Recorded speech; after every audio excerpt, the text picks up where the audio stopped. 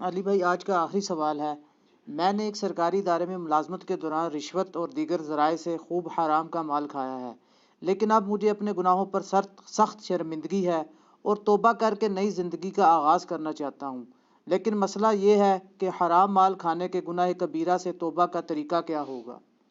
دیکھیں یہ بہت بڑی آزمائش ہے میرے لیے بھی اس سوال کو ایڈریس کرنا۔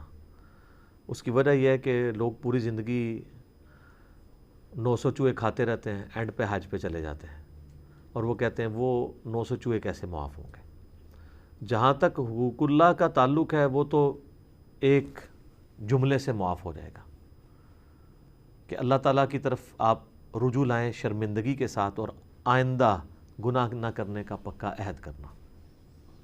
حقوق العباد کا معاملہ بہت ٹف ہے، اور یہ جو مسئلہ پوچھ رہے ہیں یہ حقوق العباد کا ہے، یہ حقوق اللہ کا نہیں ہے۔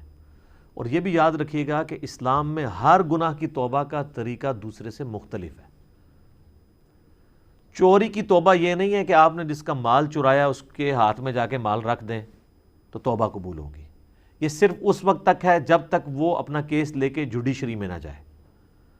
ایک بندے کا مال چوری ہوا، ابھی اس نے جوڈیشری میں اپنا کیس نہیں لے کے گیا، تھانے میں کوئی رپورٹ نہیں کروائی، آپ کو رات کو شرمندگی ہوئی، آپ جا کے چور کا مال واپس کرتے ہیں۔ چور جو ہے وہ جا کے جس کا چوری کیا واپس کرتے ہیں۔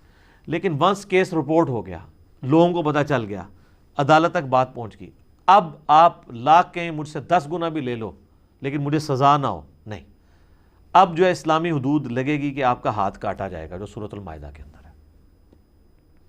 ہاتھ کٹوائے بغیر آپ کی توبہ قبول نہیں ہے۔ اس طریقے سے قتل کی توبہ کا بھی ایک طریقہ قرآن میں ہے۔ قتل کی توبہ تو آپ کو ڈبل کرنی پڑتی ہے، اس اعتبار سے کہ اللہ کی طرف توبہ کرتے وقت اس کی پلنٹی بھی دینی پڑتی ہے کہ ایک غلام آزاد کریں گے۔ غلام نہیں آزاد کر سکتے تو 60 جو ہے وہ آپ مسکینوں کو کھانا کھلائیں گے، یہ 60 مسلسل روزے رکھیں گے، یہ اللہ کا حق پورا کریں گے۔ اور مقتول کا حق یہ ہوگا کہ اگر وہ بلڈ منی ڈیمانڈ کرتا ہے یعنی دیت، تو 100 اونٹ کے برابر، یعنی آج کے آپ سمجھ لیں 2 سے 2.5 کروڑ روپیہ بنتا ہے۔ اگر آپ 1.5-2 لاکھ کا بھی ایک اونٹ لگائیں، یہ بہت بھی کر لیں تو 1 لاکھ کا تو لگتا ہے 1 کروڑ تو بن ہی جائے گا۔ ابو داؤد میں حدیث ہے کہ 100 اونٹ دیت ہے بلڈ منی دیں گے، اور وہ بھی اس صورت میں اگر وہ ایگری کرے، اور اگر وہ کہے کہ میں قتل کے بدلے میں قتل کرواؤں گا، تو پھر آپ جب تک قتل نہیں ہوتے نا قتل کے بدلے میں، آپ کی توبہ اس حوالے سے قبول نہیں ہوگی جب کیس جوڈیشری کے اندر آ جاتا ہے اور آپ پکڑے جاتے ہیں۔ تو اب یہ حرام مال والا جو مسئلہ ہے یہ بہت کریٹیکل ہے۔ اس میں اگر کوئی یعنی ایک سرکاری ادارے میں XYZ کوئی بھی ادارہ ہو سکتا ہے، اس کے اندر ملازمت اختیار کی ہوئی ہے، چاہے جائز کام کرنے کے لیے چاہے ناجائز کام کرنے کے لیے، دونوں صورتوں میں اگر وہ کسی سے رشوت لیتا ہے تو ظاہر ہے وہ حرام کا مال کھا رہا ہے، کیونکہ وہ اس پوسٹ پہ جو بیٹھا ہے اس کام کرنے کی آلریڈی وہ تنخواہ لے رہا ہے۔ اب ایکسٹرا جو پیسے لے گا وہ حرام ہوں گے۔ بخاری اور مسلم دونوں میں حدیث ہے کہ نبی علیہ السلام نے عاملین زکوٰۃ مقرر کیے ہوئے تھے جو جا کے زکوٰۃ کلیکٹ کرتے تھے لوگوں سے، بھیڑ بکریوں کی زکوٰۃ۔ اب جب لوگوں سے وہ کلیکٹ کرتے تھے تو لوگ ان کو بیت المال کے لیے زکوٰۃ کی بھیڑ بکریاں بھی دیتے تھے، ساتھ ایک آدھ بکری کسی کو گفٹ دے دی۔ اب جب وہ آ کے نبی علیہ السلام کے پاس بیت المال میں زکوٰۃ جمع کرواتے تھے تو کہتے تھے یہ تو وہ ہے جو ہم نے زکوٰۃ کلیکٹ کیا اور یہ مجھے گفٹ ملا ہے۔ تو نبی علیہ السلام فرماتے تھے کہ جاؤ اپنے ماں باپ کی گود میں جا کے بیٹھو، میں دیکھتا ہوں تمہیں وہاں پہ کون گفٹ دیتا ہے، تمہیں اس پوسٹ کی وجہ سے گفٹ ملا ہے، یہ بھی بیت المال میں آئے گا۔ یہ ایک جنرل حدیث ہے جو سب کو کور کرتی ہے کہ جس شخص کو سرکاری پوسٹ کی وجہ سے کوئی گفٹ بھی ملا ہے وہ حکومت کے خزانے میں جمع کروائے گا، کیونکہ اگر وہ اس پوسٹ پہ نہ ہوتا اس کو کوئی گفٹ نہ دیتا۔ اگر کوئی فوڈ انسپیکٹر نہ ہو تو کس نے اس کے گھر جا کے جو ہے وہ اتنے کلو مرغی اور اتنے کلو قیمہ جا کے دینا ہے؟ ہمیں تو نہیں کوئی آ کے دیتا، دیو بھی نہ میرا کو لے کے پہنچ جاؤ میرے گھر۔ ویسے میں کہہ رہا ہوں کہ اس پوسٹ کی وجہ سے دے رہے ہیں نا، یا علماء کو جو مل رہا ہے ان کی پوسٹ کی وجہ سے مل رہا ہوتا ہے نا۔ تو اس طرح کے گفٹ اگرچہ عاملین زکوٰۃ کی تنخواہ درست ہے، وہ قرآن میں سورہ توبہ کی آیت نمبر 60 میں 8 مصرف آئے ہیں زکوٰۃ کن کن کاموں میں لگ سکتی ہے۔ اس میں سے ایک مصرف یہ ہے کہ جو زکوٰۃ کو کلیکٹ کرنے والے سرکاری ملازمین ہیں ان کی تنخواہ بھی۔ اس لیے ہمارے ٹیکسز کا جو پیسہ ہے اس سے فوج کی، ایجنسیز کی، اور اسی طریقے سے جو باقی حکومتی عہدیدار ہیں ان کی تنخواہیں جاتی ہیں. اب وہ اپنا کام کرنے کا ایکسٹرا پیسہ لوگوں سے لینا شروع کر دیں.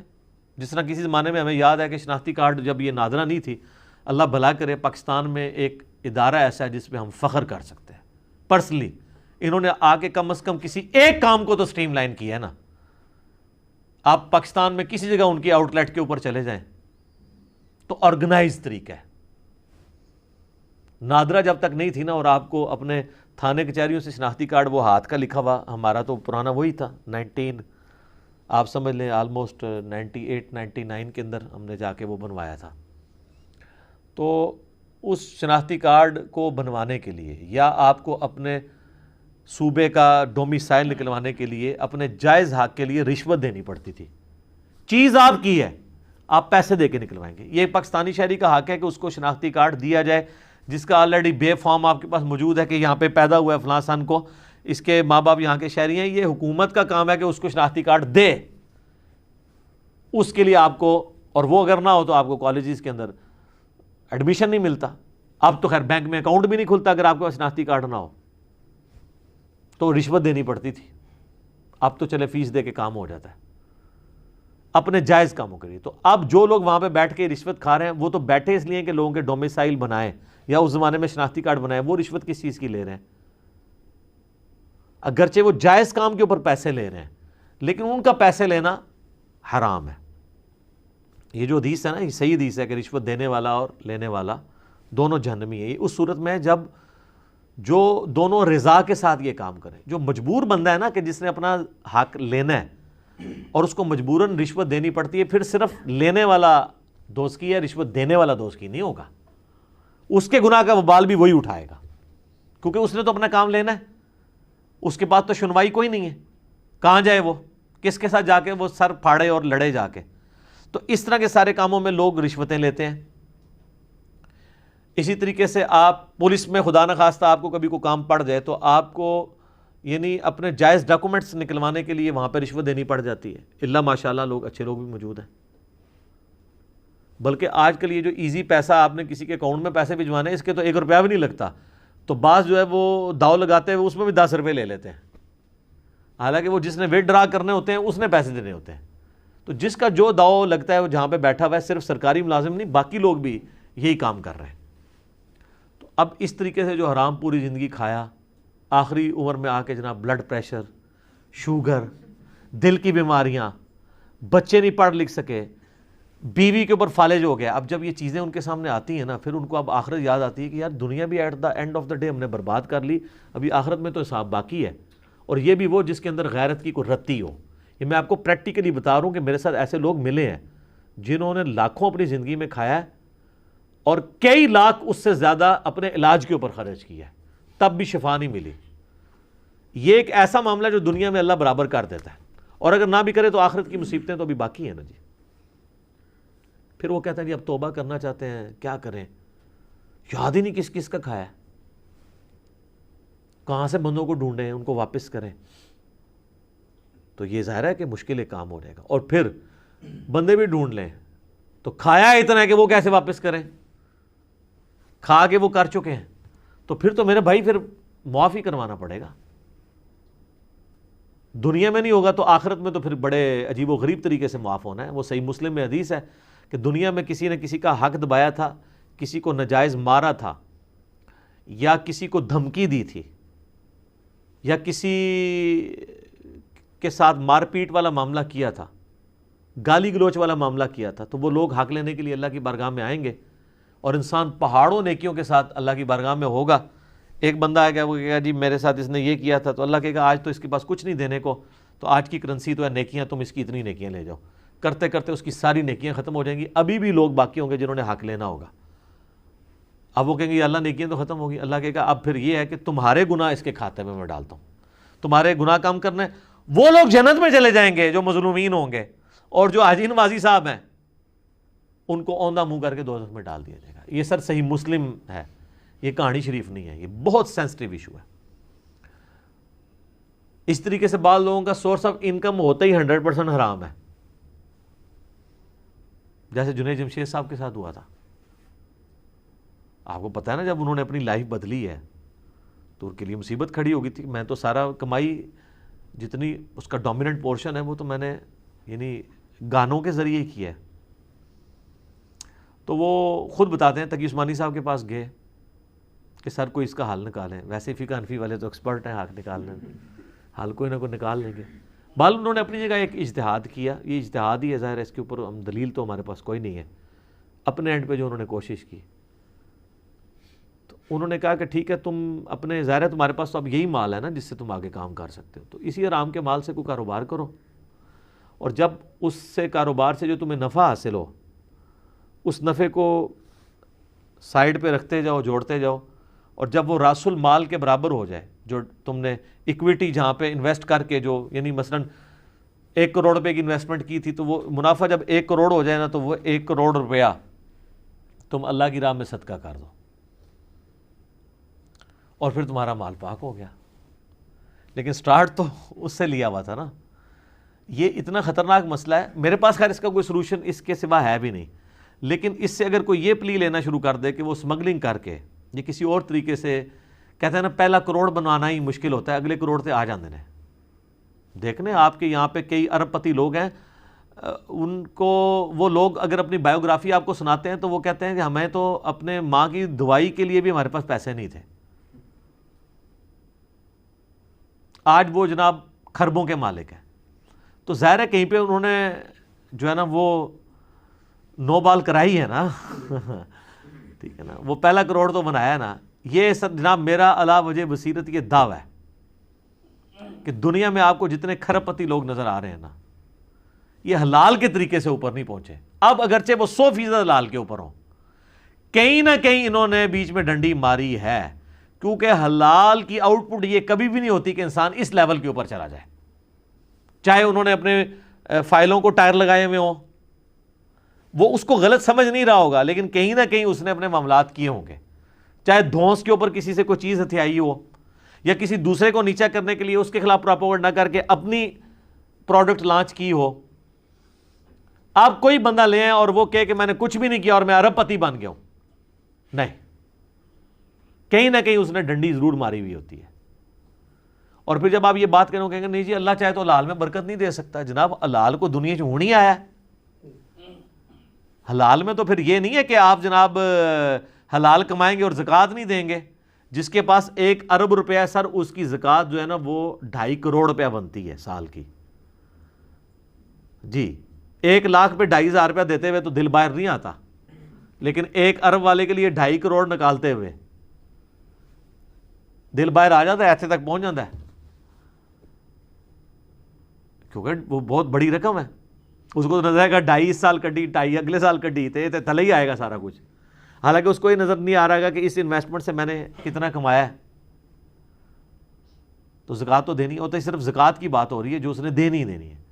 کتنے امیر فیکٹریوں کے آنرز ہیں, آپ ان سے کہیں جناب وہ زکوٰۃ کہتے ہیں جی اسی اللہ بھی سانو بے حسابہ دینا ہے, اسی بغیر حساب دے دینے ہیں. جو لوگ آپ کو یہ کہہ رہے ہیں نا ہم بغیر حساب کے دے رہے ہیں, وہ اپنے آپ کو دھوکہ دے رہے ہیں. وہ حساب اس لیے نہیں کرتے کہ ان کی اگر زکوٰۃ 2.5 کروڑ بننی ہے نا تو وہ 2.5 لاکھ روپے دے رہے ہوتے ہیں. ان کو پتہ ہے حساب کیا تو پھنس جائیں گے, تو انہوں نے اپنے آپ کے نا جیسے کبوتر نے آنکھیں بند کر لی ہوتی ہیں کہ بلی غائب ہو جائے, وہ یہ کرنا چاہ رہے ہوتے ہیں, اس بٹر فیکٹ سے بھاگنا چاہ رہے ہوتے ہیں. اللہ نے تو کوئی کام بھی بغیر حساب و کتاب کے نہیں کیا ہوا. آپ کو یہ کہا ہوا ہے جتنا دل کرے نمازیں پڑھ لو, 5 نمازیں فرض کی ہیں. رمضان کے جس مہینے میں جو جاؤ جتنے روزے رکھ لو, نہیں, 1 مہینہ ہے اس کے 1 روزے ہیں, ٹھیک ہے. نماز شروع ہوتی ہے کسی قاعدے قانون کے مطابق, ختم, یہ تو نہیں جو مرضی پڑھ لو اس کے اندر. وہ ساری چیزیں تعلیم کی ہوئی ہیں نا. تو یہ بیسیکلی اپنے آپ کو دھوکہ دے رہے ہوتے ہیں, کیونکہ ان کو پتہ ہے کہ ہم نے جب کیلکولیشن کرنی ہے نا تو وہ پھر اور پھر کہتے ہیں یہ مقروض ہیں. جناب دنیا میں جتنے کروڑ پتی لوگ ہیں مقروض ہی ہیں, کیونکہ انہوں نے اگر ایکویٹی جو ہے وہ 10 کروڑ لگائی ہوئی ہے تو ڈیٹ 15 کروڑ اٹھایا ہوا ہے, یعنی راس المال ان کا 10 کروڑ ہے تو ادھار جو ہے انہوں نے 15 کروڑ اٹھایا ہوا ہے, 25 کروڑ کی انویسٹمنٹ ہے. تو وہ کہتے ہیں نہیں ہم تو مقروض ہیں, ہم پہ تو زکوٰۃ بنتی نہیں ہے, ٹھیک ہے نا جی. ان سے پوچھیں نہیں کتنے مقروض, کہتے ہیں 15 کروڑ کے مقروض ہیں. تو انویسٹمنٹ کتنی ہے, وہ کہتے ہیں 10 کروڑ کی. تو کہتے ہیں آپ نکالیں 15 میں سے 10 تو 5 کروڑ تو ہم نے دینا ہے. حساب کرنا ہی بھول جاتے ہیں. جناب انویسٹمنٹ 10 کروڑ کی نہیں ہے, 25 کروڑ کی ہے. 25 کروڑ میں سے آپ نے 15 کروڑ نکالنا ہے اپنے ادھار والا, تو 10 کروڑ کی آپ نے زکات دینی ہے, کیونکہ انویسٹمنٹ انہوں نے راس المال اپنی اکویٹی 10 کروڑ لگائی, 15 کروڑ اٹھایا ڈیٹ ادھار, ٹوٹل کتنا ہو گیا 25. تو 25 کروڑ میں سے 15 کروڑ مائنس ہوگا نا, چھڑے اپنے 10 میں سے ہی 15 نکال دیں گے, الٹا پھر آپ کو اللہ سے مانگنے پڑ دیں گے. ظاہر ہے کہ یا اللہ تو منو کچھ دے, میں نے زکات نہیں دینی. تو اتنے بولے بنے حساب کتاب کرنا بھی بھول جاتے ہیں. وہ 10 کروڑ کی تو آپ زکات دیں گے. آپ نے جو میڈیکل سٹور کے اندر اگر کروڑوں کی دوائی رکھی ہوئی ہے, کروڑوں کا کپڑا رکھا ہوا ہے, تو وہ جو کپڑا ہے نا, وہ کہتا ہے نہیں پیسہ تمہارے پاس ہے ہی نہیں, یہ کپڑا ہی پڑا ہوا ہے, تو کپڑا بیچ کے آپ کو پیسہ ملنا ہے نا. کئی عورتیں وہ کہتی ہیں نہیں ہمارے پاس سونا ہے, ہماری تو کمائی کوئی نہیں ہے. تو سر سونا توڑوا کے اس میں سے زکات دینی ہے نا آپ نے, 7.5 تولے سے زیادہ نہیں جوڑنا نا. جوڑنا ہے تو اس کے اوپر آپ نے اللہ تعالیٰ نے جو آفیشیل آپ کے اوپر رکھا ہوا ہے زکات والا معاملہ, وہ آپ نے کرنا ہے. تو اس طریقے سے جو حرام مال والا مسئلہ ہے نا جی, بندے ڈھونڈیں, ان کو پیسے دیں, نہیں تے گوٹے گیٹے پکڑ کے ان کو معاف کرواؤ. اب ان کی مرضی ہے معاف کریں. اب پیسے ہیں, بندے ڈھونڈنا ناممکن ہے, ظاہر ہے مختلف پوسٹوں پہ رہے. تو آخری حال یہ ہے کہ آپ وہ رقم کیلکولیٹ کریں, اتنی رقم آپ اللہ کی راہ میں خیرات کریں, اس نیت کے ساتھ کہ اس خیرات کا ثواب ان لوگوں کو پہنچے کہ جن کا میں نے مال ہتیا ہے. اور ان بیچاروں نے ہو سکتا ہے اپنے زمانے میں خود اتنی خیرات نہ کرنی ہوتی, وہ قیامت والے دن جب دیکھیں گے کہ وہ خیرات کا مفت کا ثواب ان کے نامہ اعمال میں آ گیا, تو عین ممکن ہے وہ آپ سے راضی ہو جائیں کہ چلو یار اس نے ہمارے سے پیسہ لیا تھا تو ہماری طرف سے خرچ کیا, بلکہ وہ تو کہیں گے کہ اور ہی تھوڑا لے لیتا, آج تو کرنسی تھی نیکیاں تو ہمیں مل جائے. تو اللہ تعالیٰ اور اس کو سپورٹیو احادیث بھی ہیں کہ اللہ تعالیٰ پھر معافی والا معاملہ فرما دے گا. لیکن یہ بہرحال آپ کو کل عباد اسی طریقے سے معاف کر, یہ تو مال کی بات ہو رہی ہے, باقی جو زیادتیوں والا معاملہ ہے وہ تو جناب بہت سخت ہے. سورہ نساء میں ہے جو لوگ یتیموں کا مال ناحق کھا رہے ہیں وہ اپنے پیٹ میں دوزخ کی آگ بھر رہے ہیں.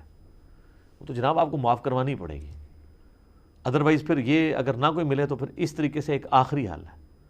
آپ کو کہتا نہیں میرے پاس مال بھی نہیں ہے, پھر جناب آپ رو پیٹ کے پوری زندگی گزاریں کہ اللہ تعالیٰ آپ پہ رحم کھائے کہ قیامت والے دن آپ کے جن کے اوپر آپ نے ظلم ڈھایا ہے ان لوگوں کو اللہ تعالیٰ خود سے اپنی طرف سے کچھ دے کے راضی کر دے تو کر دے. وہ تو رونا پیٹنا اب آپ اللہ کے سامنے ہی کریں, ہمارے پاس تو اس کا کوئی سلوشن نہیں ہے. یہ سلوشن تھا کہ آپ اللہ کی راہ میں خرچ کریں. لیکن اس میں اب میرے پچھلے دنوں ایک کلپ بھی آ چکا ہے, 40 سال پرانا قرضہ, گولڈ کی ڈی ویلیو کو بھی آپ کاؤنٹ کریں گے. ظاہر ہے تو آپ تو آج کی ڈیٹ میں وہ قرضہ اتار رہے ہیں نا. یہ تو نہیں ہے کہ آپ نے رشوت کھائی تھی آج سے 40 سال پہلے 1000 روپیہ تو آج 1000 روپیہ آپ اتاریں گے, نہیں. وہ آپ کو گولڈ کے اعتبار سے کیلکولیٹ کرنا پڑے گا, کیونکہ اگر بارٹر سسٹم ہوتا تو پھر کیا ہونا تھا کہ اگر آپ نے سال پہلے کسی کی 40 کلو گندم ہتھیائی تھی تو آج 40 کلو ہی دینی تھی نا. یہ تو نہیں ہونا تھا کہ آج 1 کلو دینی تھی. آج اتنے روپے میں جو ہے وہ 1 کلو گندم آئے گی جو آج سے 40 سال پہلے 40 کلو آتی تھی. تو اگر 40 کلو گندم ہتھیائی بھی تھی تو آج 40 کلو ہی دیں گے نا. بارٹر سسٹم کے اندر اشیاء کے بدلے اشیاء.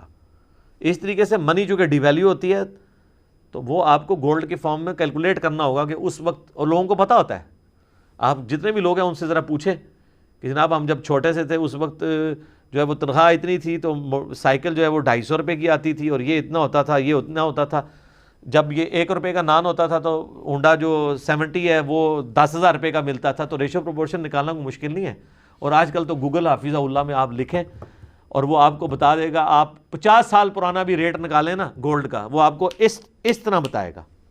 آپ لکھیں ڈالر اور روپے کی جو قدر کا فرق ہے 1947 سے ابھی تک آپ کو دے دے گا